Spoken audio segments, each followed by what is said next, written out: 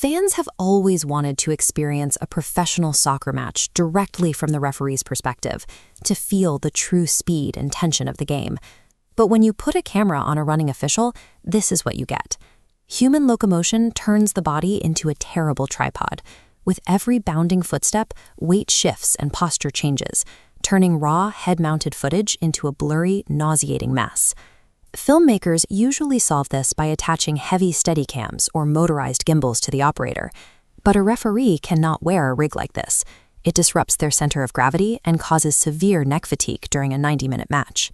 To capture the game from the pitch, engineers had to invent a way to perfectly stabilize an image without strapping a single piece of stabilizing hardware to the official. The solution came from a company called Riddle.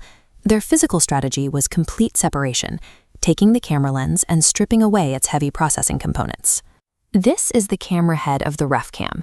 It weighs exactly 14 grams, roughly the equivalent of a few coins. Because it is incredibly small, it clips directly onto the standard earpiece the referee is already wearing, adding zero distracting bulk to their head.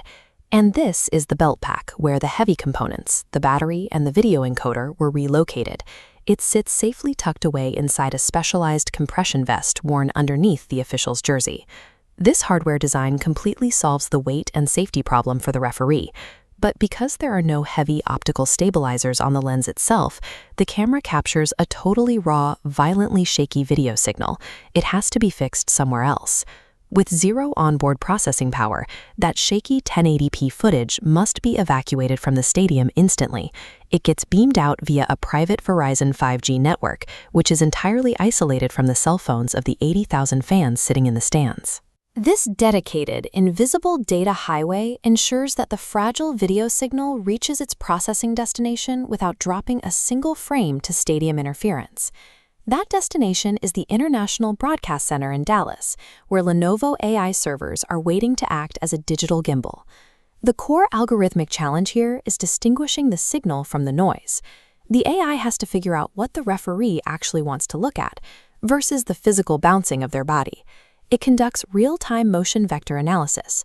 It separates the smooth horizontal sweep of a referee scanning the pitch from the jagged vertical impacts of cleats hitting the turf. The algorithm mathematically inverts those spikes, artificially smoothing the image and cutting motion blur by 60%. The entire journey, from the pitch, over the 5G network, through the AI servers, and to the broadcast booth, takes just 55 milliseconds. That ultra-low latency is the linchpin of the technology. It allows TV directors to cut seamlessly to the RefCam live without breaking the temporal continuity of the broadcast. The final result of this complex technological pipeline is a perfectly steady, broadcast-ready point of view, delivered right during a high-stakes moment. Practically, this provides the video assistant referee with an exact, indisputable line of sight angle to review controversial calls. But the true value of this angle is what it does for the millions of people watching from home. Early data from RefCam trials in the Bundesliga showed that social media clips from this angle generated millions of views per weekend, with audiences describing a shift in how they view officials, seeing them more as relatable humans performing a difficult job.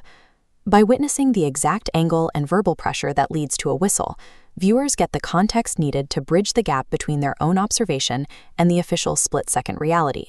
The result is a deeper appreciation for the difficulty of making those calls in the heat of a world-class match.